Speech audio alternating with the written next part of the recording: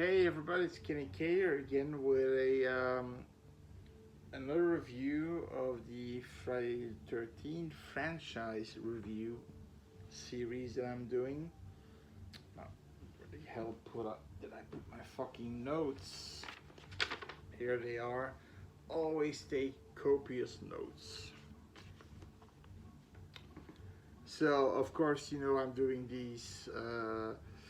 I'm doing these are actually re-reviews, but they're more in depth. You got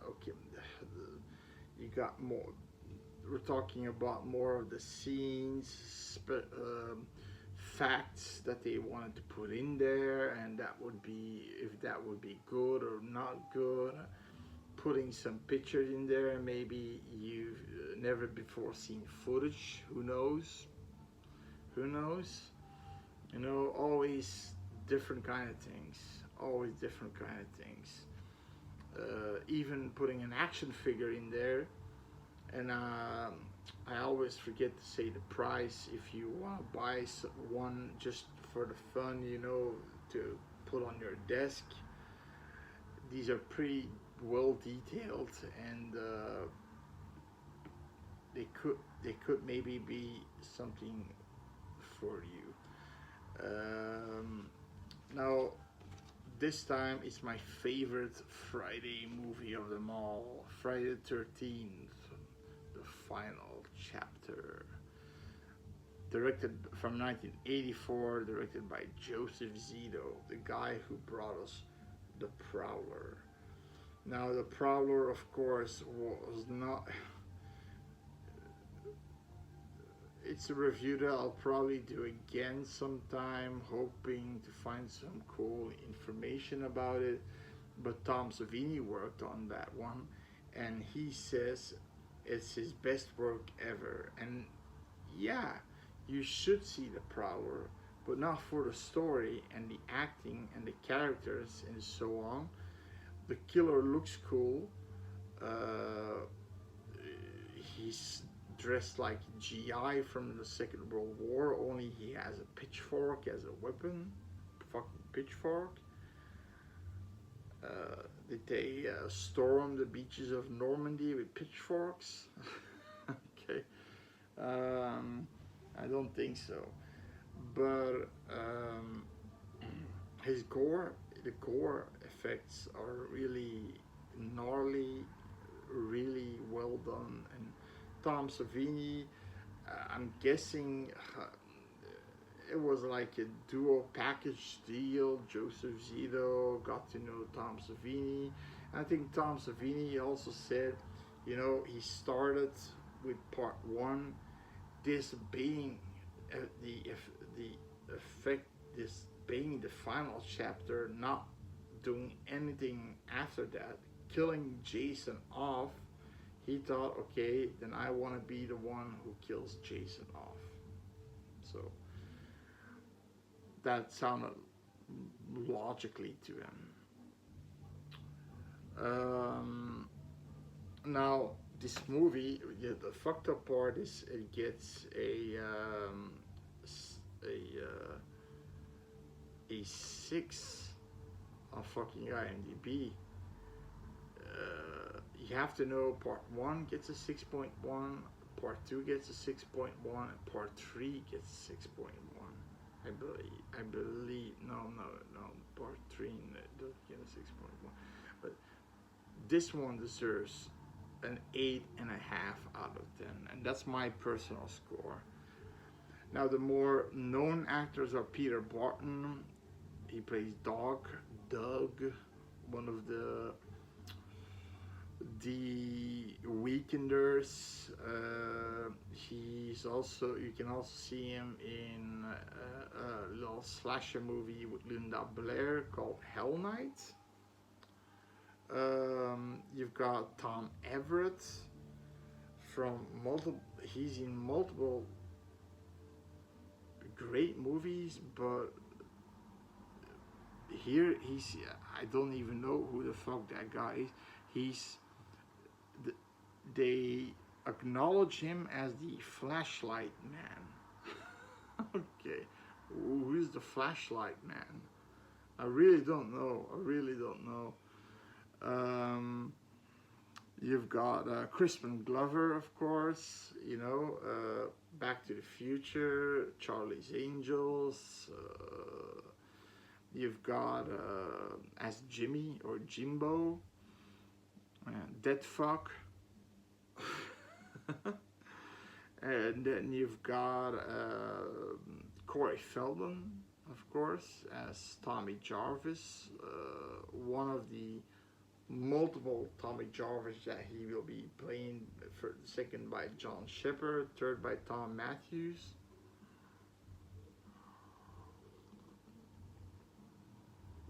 But in my opinion, there's only one Tommy Jarvis, and that's Corey Feldman. Corey Feldman, I really liked Corey Feldman when he was at his prime, when he was doing The Lost Boys, The Goonies, this movie. I mean, I really liked him. I liked him as a child actor. He had that spunk, the big mouth. And you've got Ted White, arguably the most famous Jason by a lot of fans. He's 6'4". I think he's the biggest. Now, not. I think the remake had a bigger one, but from the older movies, he's the bigger. Kane Hodder isn't a big guy, and Richard Rooker was 6'3", and he's 6'4", but he didn't have any padding. He was like a bulky guy, and this Jason was really visceral. He was like, I'm not gonna get fucked over by this young female again anymore because he feels like demasculated or something, and maybe he's gonna rape some more people, because that was an issue in the part 3, that he was a serial rapist, that was supposed to be his thing. And then luckily they did put something in there in the third one that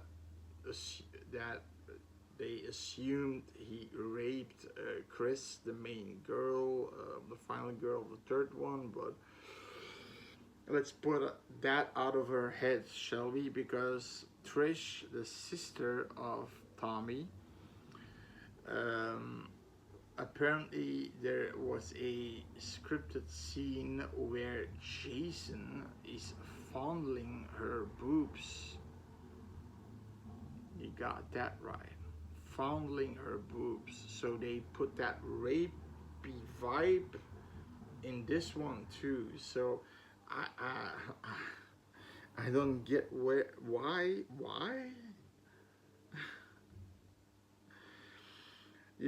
Mrs. Jarvis, I think Joan Freeman plays her. It's her last movie. She stopped after that.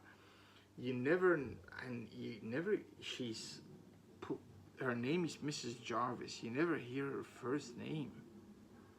No. She's always called Mrs. Jarvis. Now, so you have like 3 different parts of people, okay? You have the weekenders, you've got the hospital, and then you have the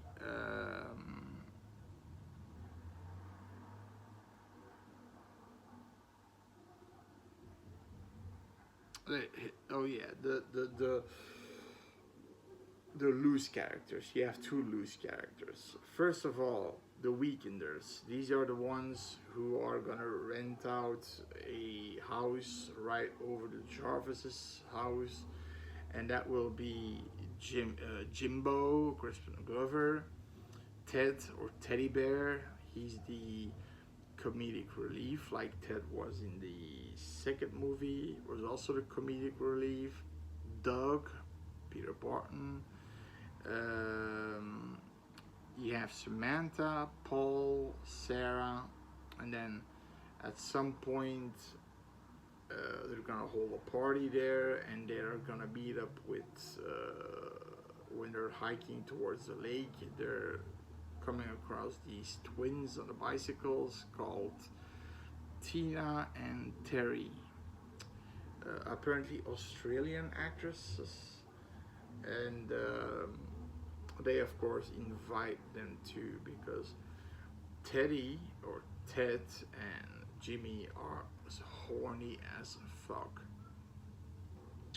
Now the movie, and of course you've got hospital people, you've got the Axel, the coroner, and then you got Nurse Morgan, and that's like the fuck buddy of Axel, basically. And then you've got the two separate characters, like I said, a hitchhiker.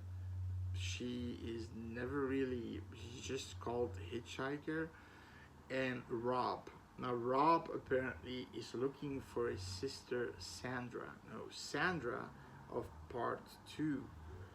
So the one who gets killed and impaled with a spear.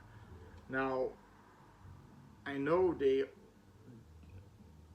found 8 bodies. If they would have found his sister, wouldn't he be notified? Right? Sorry, Mr. Rob, we have your sister here. She's dead. She's been murdered. I mean, no, he's looking for her. He's not hunting Jason. He's looking for her.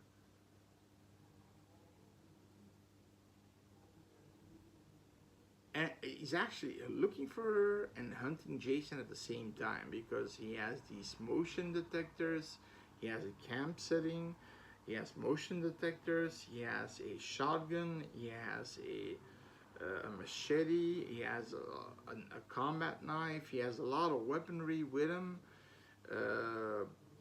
looking for his sister, thinking that he has to kill Jason, the killer, the guy who took his sister, but he thinks his sister's still alive. So that's weird. That's weird. Because she was in the cabin. And if you see in part 3, when they're saying in the news station saying bodies were skewered around the campsite, and I'm guessing that Sandra would be one of them, right? I'm guessing.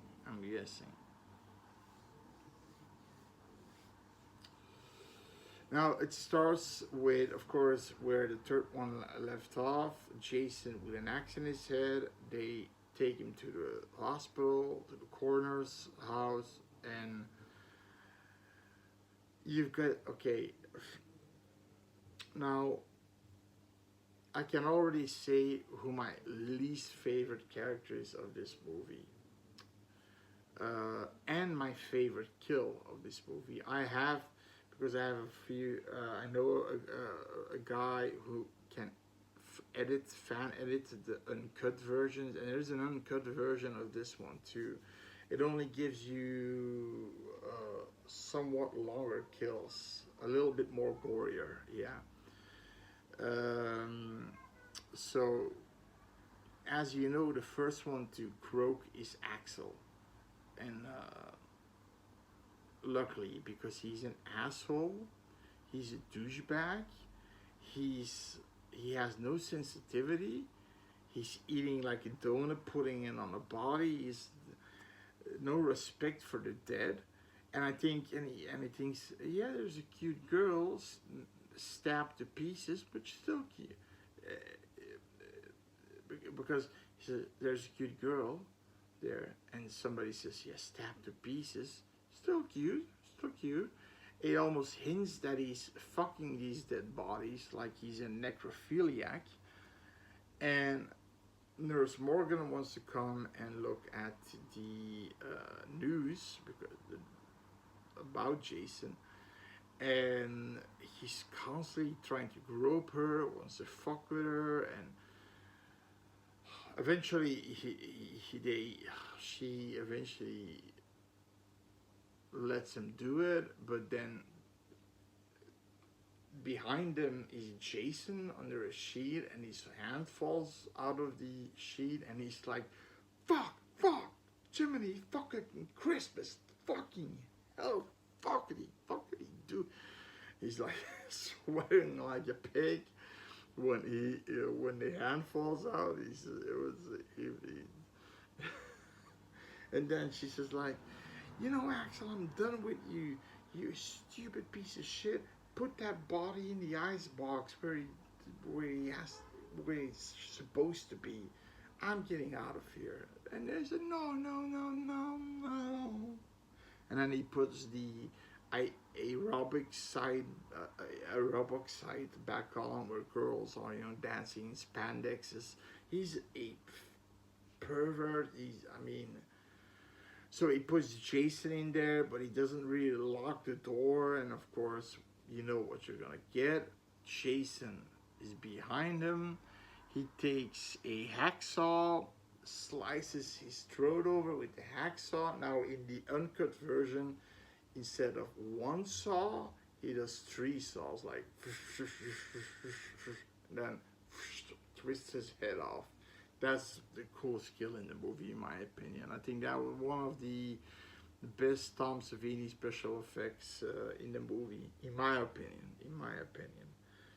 There's another one that I like, but this one I like the most, and he's also my least favorite character, so he got it coming. But then Nurse Morgan gets it too after that, and she gets it in a way also uncut. Is she gets in the cut version, she gets just a knife in her, and you see his hand going like this, but you don't see anything more. This one, you see the knife going in her, you see the wound, and he's gutting her, blood spilling out and gut spilling out. So he's gutting her, really. So the kills are nastier. They're just longer, prolonged, and nastier. That's the extended, uncut edition of part 4. Yeah. Not all kills are nastier. Some are just the same. But you got about, I think, 4 or 5 kills that are like a little bit longer, a little prolonged, and yeah, which makes it a little bit more horrifying and gorier and gnarly. You know what I mean?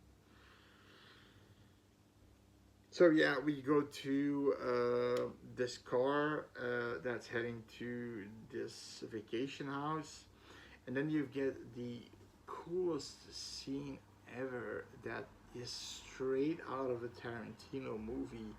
This conversation between Ted, or Teddy, or Teddy Bear, like he calls himself Teddy Bear, and Jimmy or Jimbo, Crispin Glover, and they're talking with each other, and he said that conversation is gold. It's like I said, like in Tarantino, the dialogue comes straight out of a Tarantino movie, and I don't understand that a guy like Zito, a really bad director in my opinion, came up with this. I think a lot of that was improvised. They're like, I shouldn't have broken up with BJ Betty. And the other guys, you broke up with BJ Betty? How stupid are you? Yes, but I did everything. But I did everything right. I did everything right. And he says, listen, I'm gonna analyze you. I'm gonna put your analytics in my computer. He's doing this fake computer, and then Jimmy's like, "There's no computer. Shh. Let the doctor do his thing."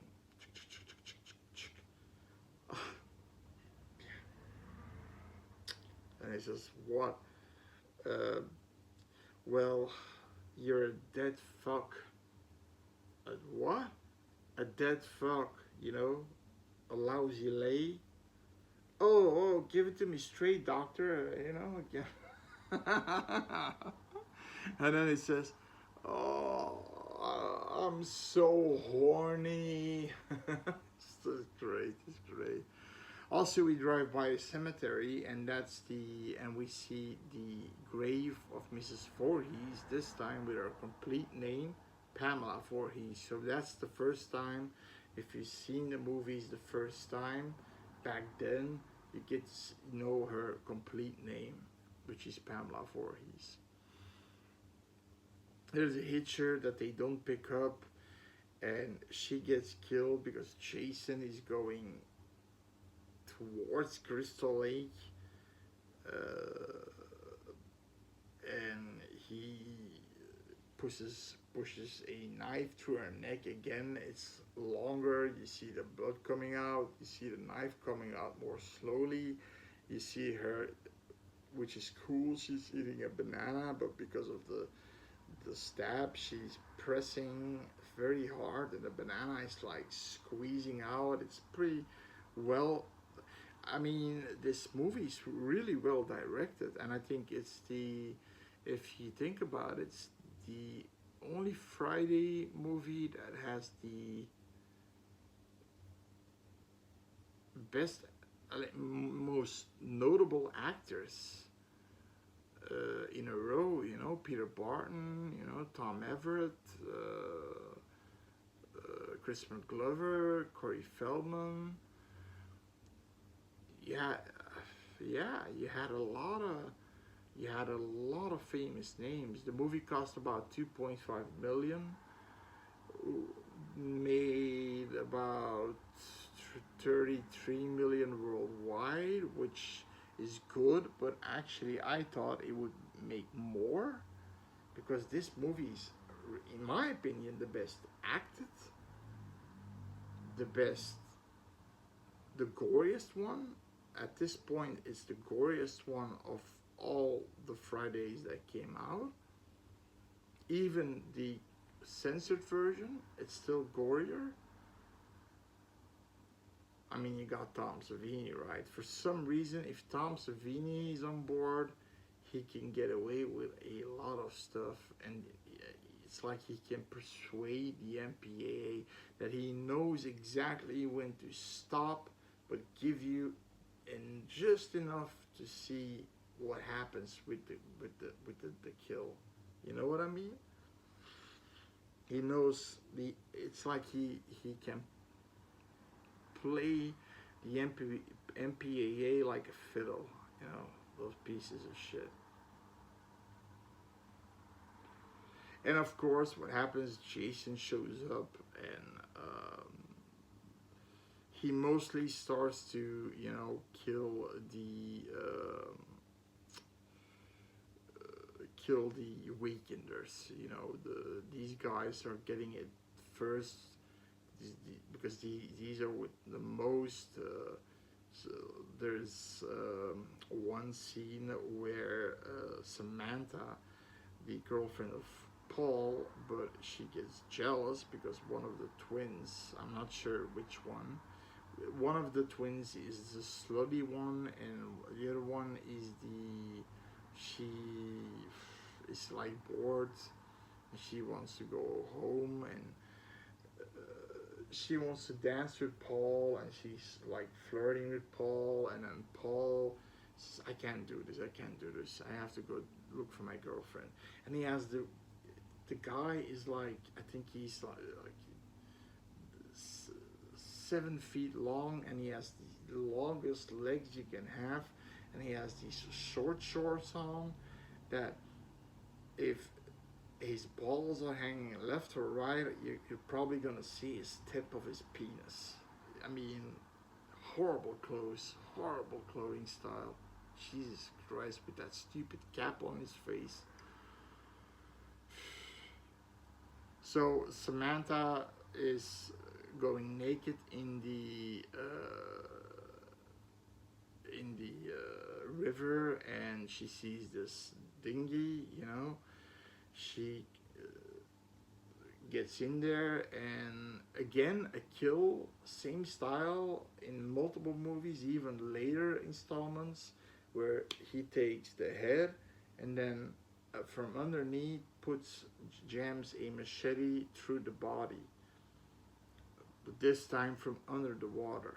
Kills Samantha, Paul sees her in the boat, sees that he swims to her, sees that she's massacred, swims back to the pier, but there Jason is hiding and puts a harpoon gun straight to his groin, and you see the harpoon gun going straight to his balls, out of his ass, and then you see, like I said, that's what you don't see, that the harpoon gun in the uncut version. You see the harpoon gun, the arrow coming out of his ass at the same time. So,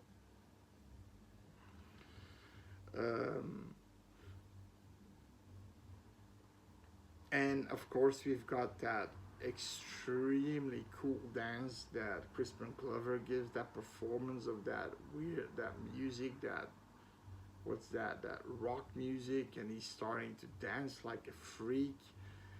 And it's so funny. There are two people dancing in this franchise that I really, in the fifth one, A New Beginning, the one after this one, there's also a girl that dances so weird on this techno pop music. But he apparently the dancing, those moves are his moves. He when he goes to a club, you know, a dancing studio, a dancing club, he dances for real like that. But Crispin Glover is kind of a special guy. He's a little bit, he's sort of introverted. He doesn't talk a lot. He is a professional. He does his scene how he should do it, but he the scenes are done, I think he's concentrating on his next scenes, but he has to be alone, and it's not that he's not friendly or something like that, but he's like, yeah, it's not like he's gonna drink a beer after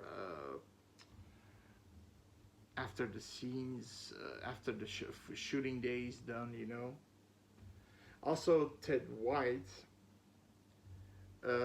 had a. Ted White wasn't. He was a stuntman for 40 years old. 40 years. Now, in the beginning, he had a lot of problems with Tom Savini. For some reason, I think Ted White wasn't the most easy guy to work with. But I'm going to tell you something to defend him. He had some squabble with Tom Savini, but then he learned that Tom Savini was also not only a special effects guy, but also a stuntman. So they became good friends after that, respected each other. But he did not respect Joseph Zito, because Joseph Zito almost killed Samantha for real, the actress. He killed her. The filming was during wintertime. So she had to go in the water completely nude, multiple shots, and she got what do you call it, hypothermic, or you know that you can freeze to death, and she started to begin look blue, and her lips start. If your lips start to look blue, then you really gotta get that person out of the water. And he was saying, no, we just keep doing it. And he said, I'm gonna get the girl out of the water, and you're gonna wait your fucking ass, you piece of shit. He said that to the director, and he said, what are you piece of shit, how dare you? And he went out, he took the girl, he took him to a trailer, put those blankets, those space blankets over her, warmed blankets, and gave her hot cocoa. And and then Joseph Zito knocking on the door, and he said, get my actress back. And as he said, fuck off, piece of shit. Yeah, he really was that. And the entire movie long, they were like, kiss my ass, yeah, like that. He also had a feud with Corey Feldman. Apparently, in his words, he was the most irritating brat he ever saw. And there is a scene where he comes out of the window taking Corey Feldman, trying to get him, pull him out of the window, out of the house. Now that scene was supposed to be a surprise scene, so Corey Feldman's reaction was kind of real, but then it took longer than it was supposed to. So when Trish is hitting him with the hammer, he should have released him immediately, but he didn't. So Corey Feldman was kind of panicking, and he was starting to cry and to, oh, and that made his day, because he kind of took him back, because he was teasing Ted White the entire movie through. Ted White also didn't want to. He didn't want to communicate with the actors, because in his head, if I mean, if they would know Ted White, and they would become friends, they would be less scared of him. And Ted White really wanted to be a visceral Jason, a really mean-spirited Jason, and you can see that in the way he's running and killing people. He really is just going for after it.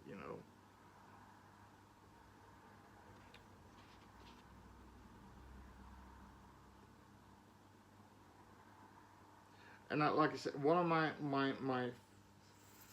another favorite kill is the Paul kill.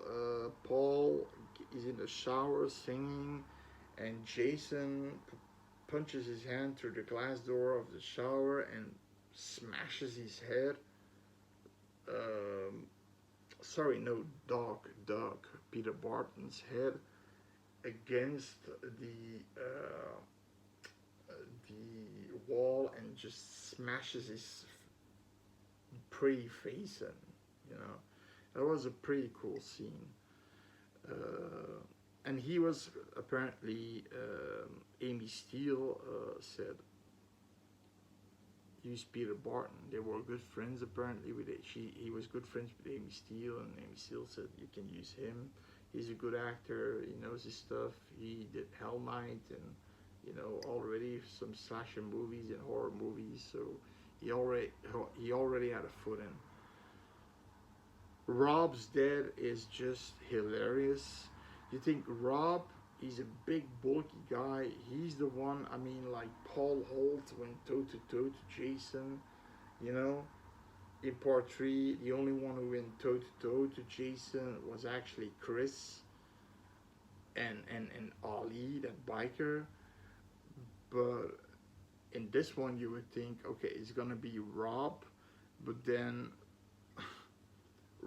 they're in the cellar of the weekend house, and everybody's gone.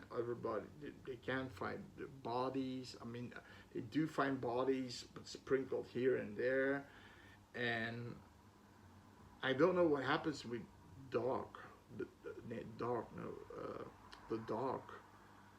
They have a golden retriever, and at some point, the golden retriever jumps out of the window. He's not thrown out of the window. He jumps out of the window. And you never see him again. Which is weird, right? I think his name was Dougie or something. I think, I can't remember, but I think they wanted to imply that Jason threw the dog out of the window, but he came with his first paws like this. So, right? They go to the cellar, and he gives, I don't understand why he gives Trish the machete. He has this little combat knife, but for some reason give Trish the combat knife and him the machete, because he's going in a dark cellar. The house, the fuses are gone, so it's dark.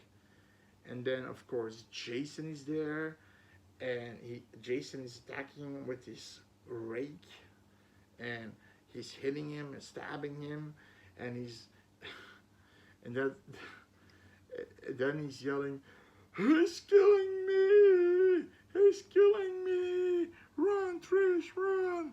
He's killing me! He's killing me!" He yells that like 10 times, even when she's out upstairs. "He's killing me!"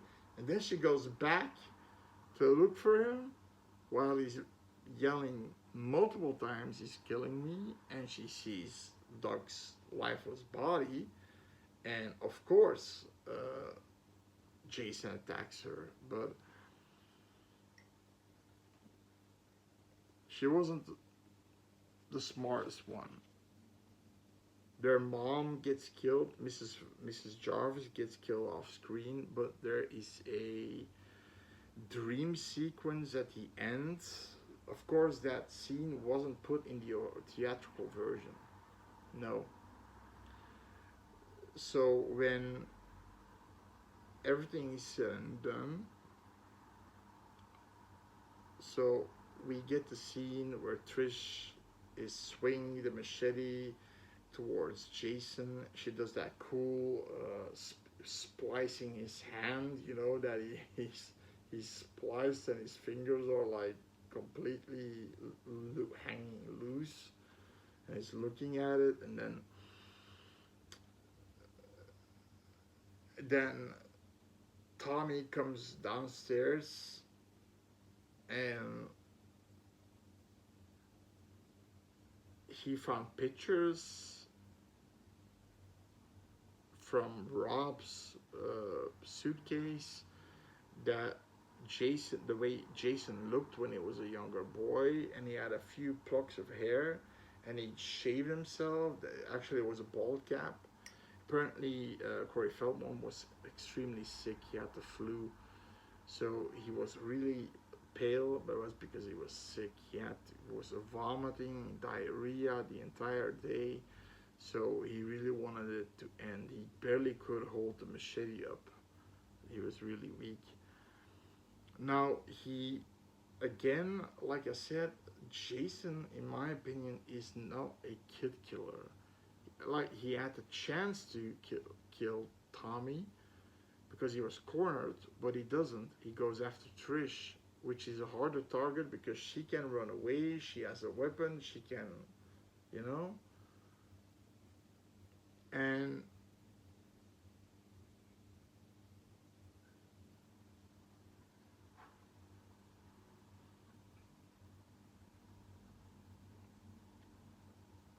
eventually he gets kind of, he gets, again, lured in, like Amy Steele did with playing Jason's mom. Now Corey Feldman is playing young Jason and is going towards Corey, to Tommy Jarvis, and Trish slams. She wants to slam him with the machete. He turns around, but the only thing she does is she slams his mask off, and for some reason he looked completely different. Now, I mean, more grotesque, and his skin was like black brownish instead of uh, the pale skin like I have. He looked, from part three, he looked brownish, black. He looked more like a zombified face of him, kind of a rotting face. I don't know, maybe because of the punishment, I don't know. But then we get that awesome scene, of course, that um, Tommy takes the machete, splits his head open. Or originally he was supposed to decapitate him, but they wanted the option open, like the Akats, you know, from Halloween. They always want an option open so they can bring Michael back. Although in Halloween Ends, I don't know how they're gonna bring him back, if they're gonna continue putting a guy in a blender, a giant blender. But in this case, they wanted him just stabbed, I mean, hacked with a machete. But Tom Savini had the cool idea because he thought that's not enough. Let's let him fall him on his face, and the machete punctures him, and it slices. He slices down all the way through his mouth. The machete, like he almost cleaves his head in half. Then they hug it out, Trish and Tommy, but then Tommy sees his fingers still moving, and then he gets rage and fuel, and he's yelling, "Die, die, die!" And Trish is yelling, "Tommy, Tommy!" Because she's scared of Tommy, because she's acting like a psychopath. But who wouldn't? I would, I would be the same. I would take a machete and just hack him to pieces so he can't come back, for sure. She should be glad that her little brother did that.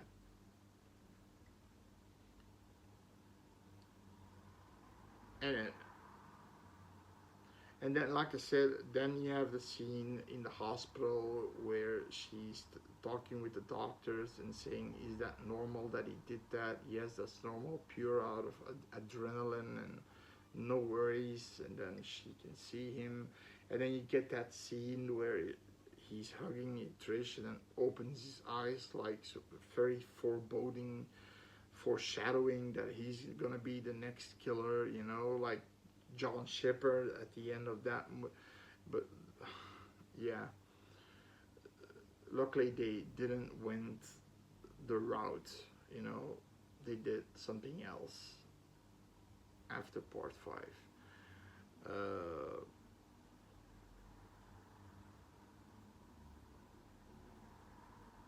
then you have that dream sequence that I've got some pictures from. One is Trish goes in the house. There's all this water coming down from stairs. It's from the bathtub. She goes to the bathroom and she finds her mom, her dead mom, in the tub.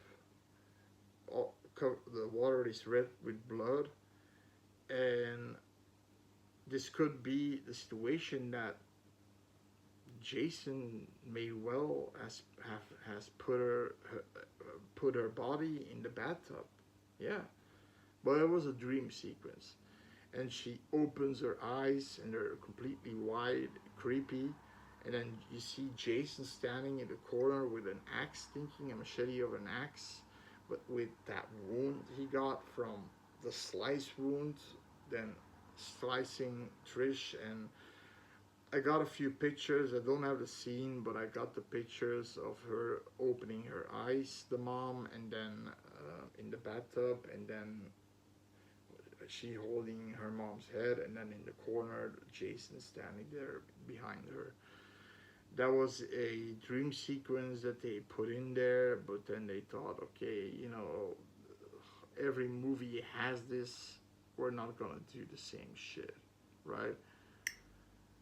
But maybe some people wanted to think that happened to Mrs. Jarvis, that Jason killed her and put her body in the bathtub and filled it with water, and you know what I mean? That could be a possibility where her body was, because they never went to the bathroom in the house. So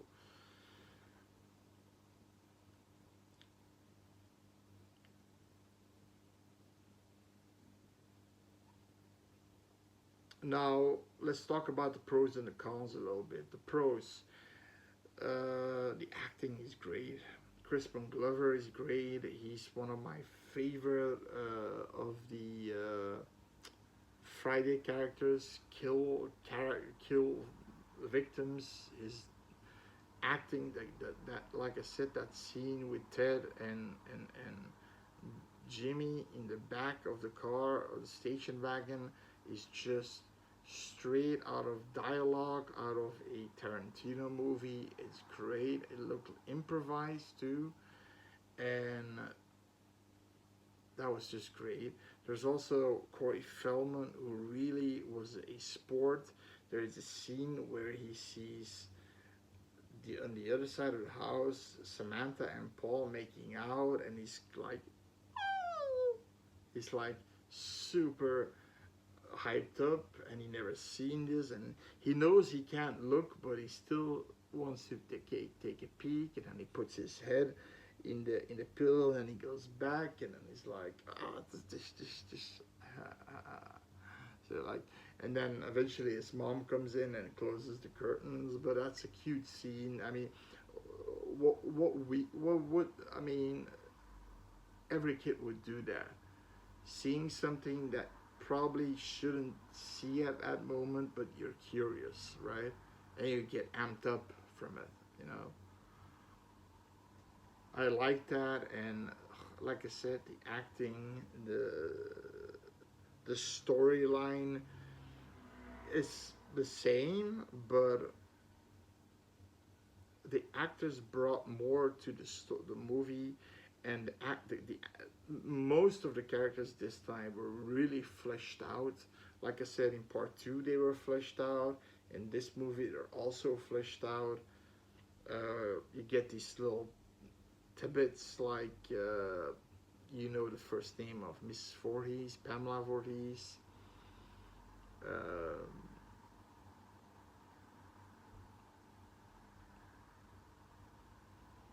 and also just the tension and the atmosphere at times was good. The kills were great. Tom Savini did a great job. Practical effects wise, he did a great job.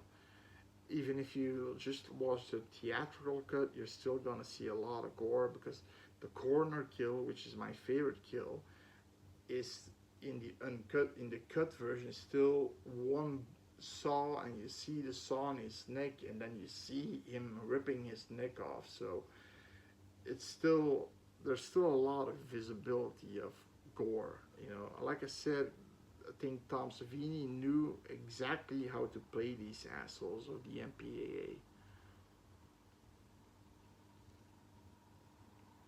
Like I said, this movie gets an 8.5. It's my favorite Friday movie. Are there cons? Then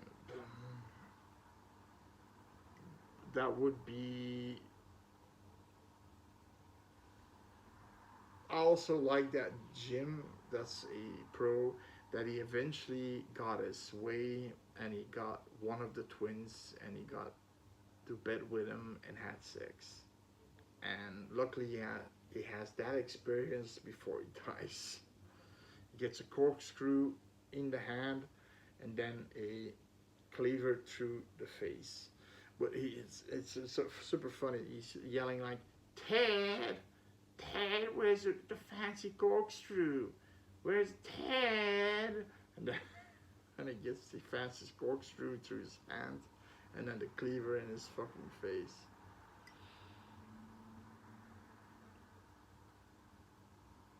Cons. A few stupid shit. Trish makes some weird decisions. I mean, okay, so she's trying to run out of the house with all the massacred college kids, you know, with Jimbo and Ted and Paul and Doug and so on, and Crispin Glover's character is like crucified in front of the door, but she can just pass through him. No, she has to break a window, crawl out of the window, cutting herself. And like I said, it's like this big, the opening, the front door. She just, okay, she does a lot of stupid decisions. A lot of stupid decisions.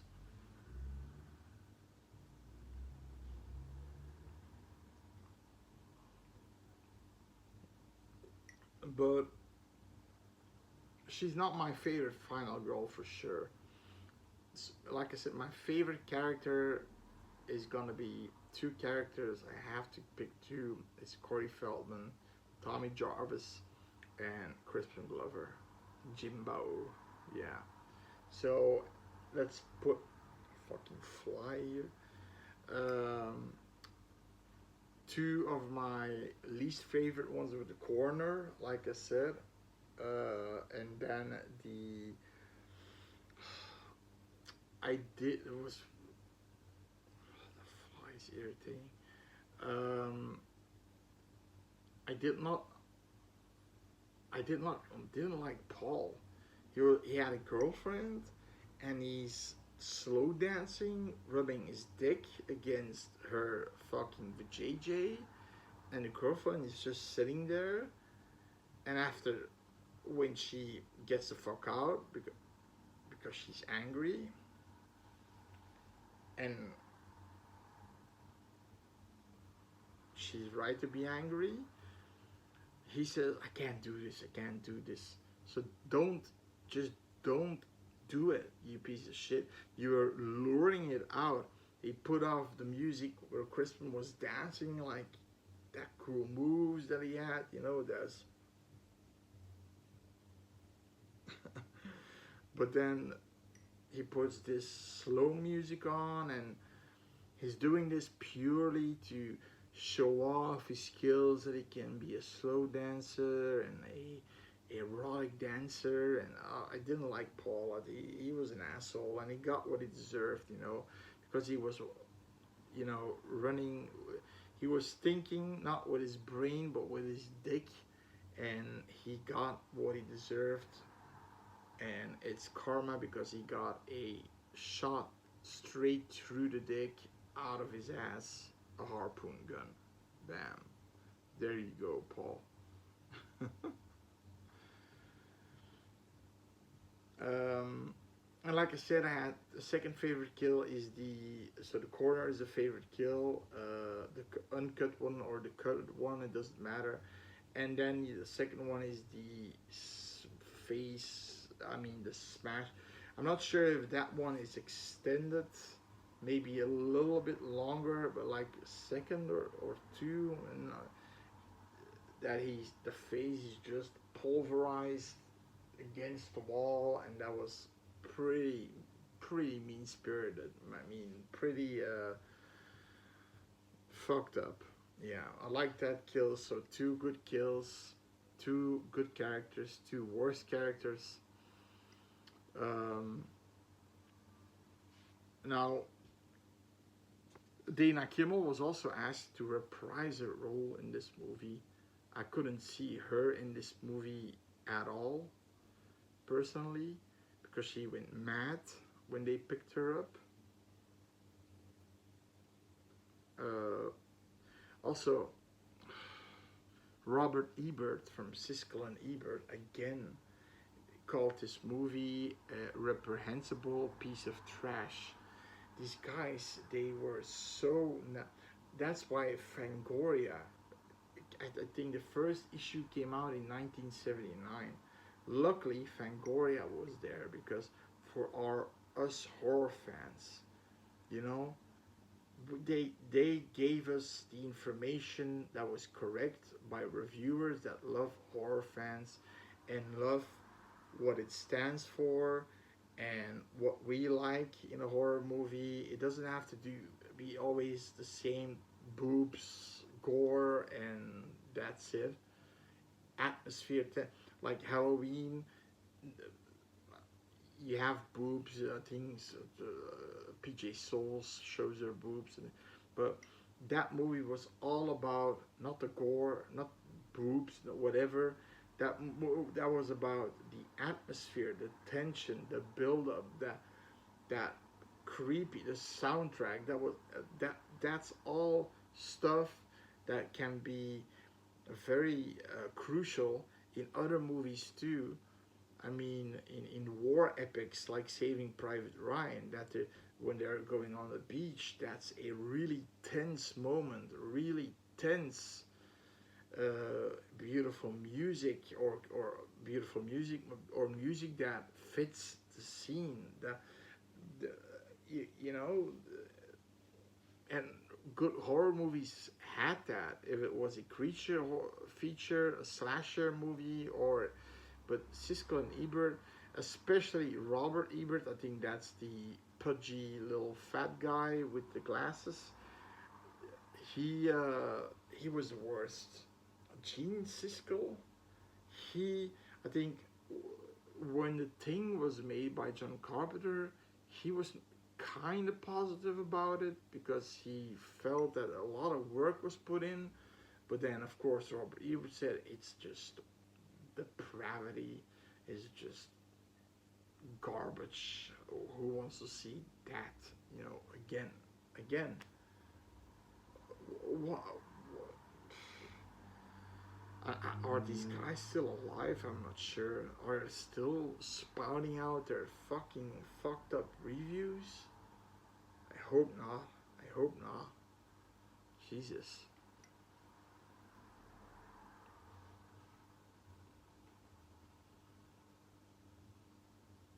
Now, is there one other small fact?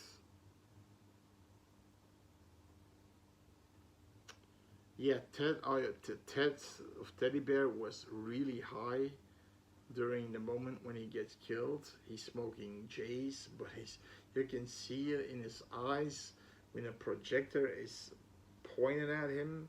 You can see his eyes are blood red from smoking J's. He's complete, but he handled it like a pro. So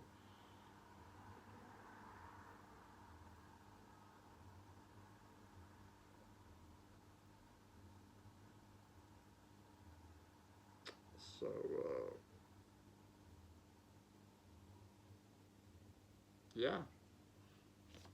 I mean, I like this movie. It's my favorite one. It is also a cool figurine. This one may set you back $55-$60.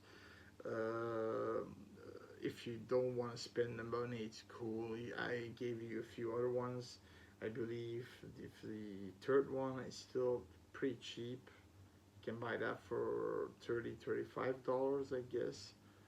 Um, but usually the price is between $30 and $60 for these NECA, really detailed ones. And if you're interested, you see here it comes with all the weapons he uses. Always every weapon he uses is an accessory with the figure. Also different heads always. So you got Jason without the mask, Jason with the mask, and so it's pretty cool. It's pretty cool.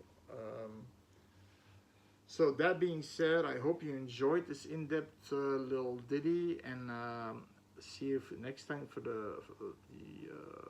a new beginning. Oh boy.